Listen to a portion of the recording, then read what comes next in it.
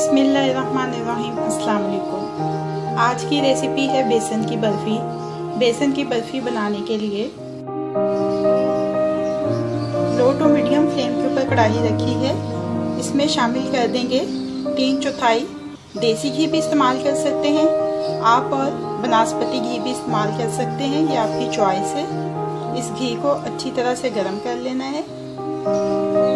अब इसमें शामिल कर देना है 2 कप बेसन को छान लेना है।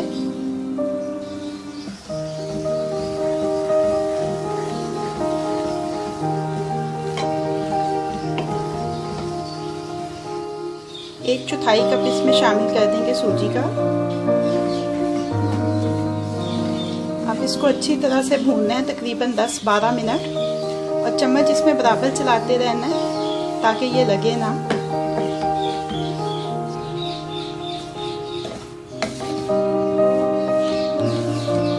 तकरीबन 10 मिनट से ज़्यादा हो चुके हैं। अब इसमें शामिल कर देंगे 1/4 टीस्पून इलायची पाउडर, और इसको अच्छी तरह से मिक्स कर लेंगे। अब इसमें शामिल कर देना है 1 कप चीनी का, पिसी हुई चीनी। अगर आपको मीठा ज़्यादा पसंद है तो आप 1.5 कप तक भी डाल सकते हैं।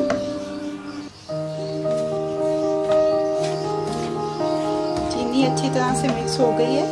अब इसमें शामिल कर देंगे आधा कप पानी, और इसको अच्छी तरह से पका लेंगे तेजी के साथ चम्मच चलाते हुए।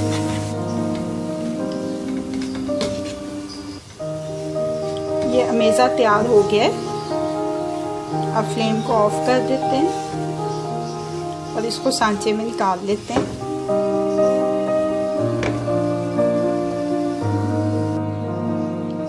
ये एक चौकोर पैन लिया मैंने, जिसमें मैंने बटर पेपर लगा के उसको ग्रीस कर लिया है। इसमें ये अमेज़ा सारा निकल आया है। अब इसको जल्दी से लेवल कर लेंगे। देखें, एक चम्मच की मदद से इसको सारा ऊपर से पूरा बराबर लेवल कर दिया है।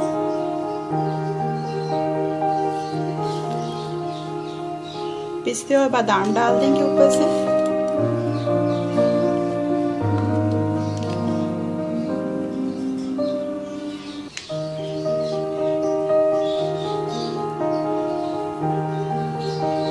डालने के बाद इसको ज़रा प्रेस कर देना है एहतियात के साथ, क्योंकि ये अभी काफ़ी गर्म है मिक्सचर,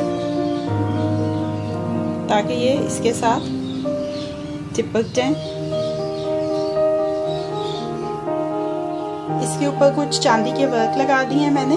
अब इसको ठंडा होने के लिए छोड़ देंगे। ये ठंडा हो जाएगा तो फिर इसकी टुकड़ियाँ काटेंगे।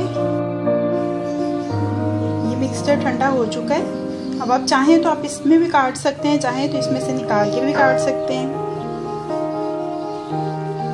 चाहें तो आप इनको चौकोर पीसेस में काटें, चाहे तो कुकी कटर की मदद से आप इसको हार्ट शेप में या किसी फ्लावर शेप में भी काट सकते हैं।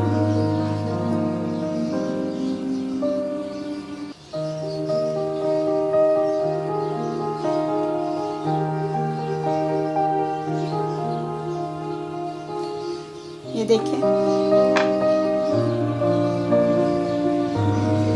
बेसन की बर्फी तैयार हो गई है। अब इसको अपनी सर्विंग प्लेट में शिफ्ट कर लेते हैं। बेसन की बर्फी को सर्विंग प्लेट में शिफ्ट कर दिया है। अब ये रेडी टू सर्व है।